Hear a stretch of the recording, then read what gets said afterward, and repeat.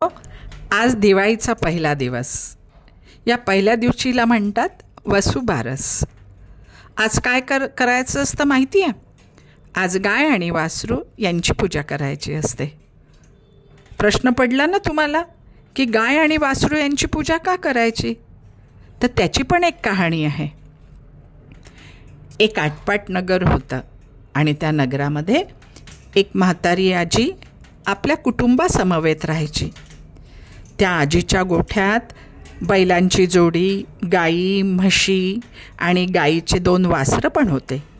एका वासराचं नाव होतं गव्हाळी आणि दुसऱ्याचं मुगळाई. ही वासरं दिवसभर टणाटणा उड्या मारत घरभर फिरायची. एक दिवस सकाळी म्हाताऱ्या आजीने सुनेला हाक मारली आणि सांगितलं, सुनबाई, मी शेतावर जाऊन येते आणि एकदम दुपारीच मी जेवायला घरी येईल. तोवर तू असं कर की आपल्या माडीवर जा. गव्हाच्या ओंब्या वाळत घातल्या आहे, मुगाच्या शेंगा वाळत घातल्या आहेत. आता ते सगळं वाळलं असेल तर गहू आणि मुगाचे दाणे काढून ठेव आणि गव्हाळे मुगाळे शिजवून ठेव. आजीने एवढं बोलून शिदोरी भरली आणि शेतावर निघून गेली. सुनबाईंनी पहिले घर स्वच्छ झाडलं, त्यानंतर शेणाने सगळं सारवून घेतलं, बाहेर अंगणामध्ये रांगोळी घातली आणि त्यानंतर ती गोठ्यामध्ये गेली. गोठा तिने पूर्ण स्वच्छ झाडला. त्यानंतर जे शेण पडलं होतं शेण उचलून ठेवलं, काही शेणाच्या गोऱ्या थापल्या, गाईला म्हशीला पाणी पाजलं आणि हिरवा चारा त्यांना खायला घालून ती घरामध्ये आली. घरात आल्यानंतर सासूच्या सूचनेप्रमाणे माडीवर गेली.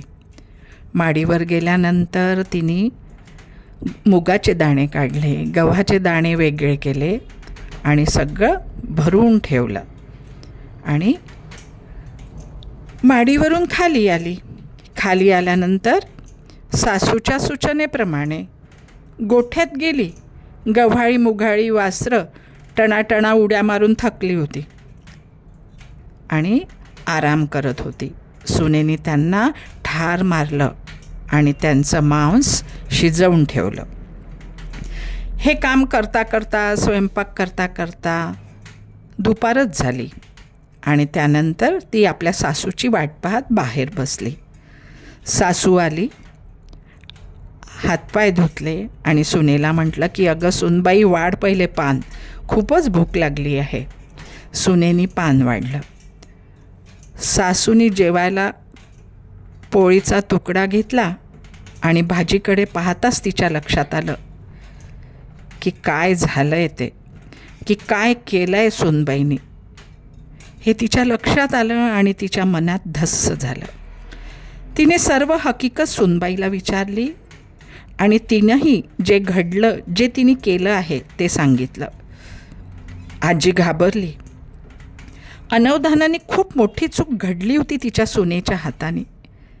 ती तशीच देवापुढे जाऊन बसली, रडायला लागली आणि देवाला प्रार्थना केली, देवा, अनवधानाने आमच्या हातून फार मोठा गुन्हा घडला आहे, आम्हाला क्षमा कर आणि माझ्या गव्हाळी मुगळाईला जिवंत कर.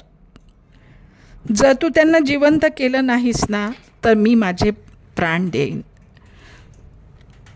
रडत रडत आजी आणि सून दोघीही देवापुढं साकडं घालून बसल्या. दुपारची संध्याकाळ झाली. कोणी अन्नाचा एक कणही प्राशन केलेला नव्हता. संध्याकाळ झाली आणि आजी तरीही देवाजवळून हलली नाही. एकच आर्त मागणं देवाजवळ मागत होती, देवा, माझे वासरं तू जिवंत करून मला पाठव. देवालाही तिचं निष्कपट मन कळलंच होतं. संध्याकाळ झाली. बैलांची जोडी शेतावरून परतली. गाई गोठ्यातला हंबरडा फोडू लागल्या आणि आजीचा प्राणत्याग करण्याचा निश्चय पक्का होत होता. पण अखेर देवानं दया दाखवली. वासरं जिवंत केली आणि ती दोन्ही वासरं उड्या मारत गोठ्यात आपल्या आयांजवळ गेली आणि दूध पिऊ लागली. गायींचे हंबरडे बंद झाले. म्हातारीला देव पावला. आजीला सुनेला खूप आनंद झाला. मग आजीने गाईगुरांची पूजा केली. स्वयंपाक करून सुनेनं नैवेद्य दाखवला. देवाचे आभार मानले आणि सर्वजण पोटभर जेवले. म्हणून आजच्या दिवशी, दिवाळीच्या पहिल्या दिवशी गाईची आणि वासराची पूजा करायची असते. तुम्हीसुद्धा आता तुमच्या घरी असणाऱ्या गाईची किंवा तुमच्या शेजारी तुम्हाला जर गाय दिसली तर त्या गाईची पूजा करा, तिच्या वासराची पूजा करा.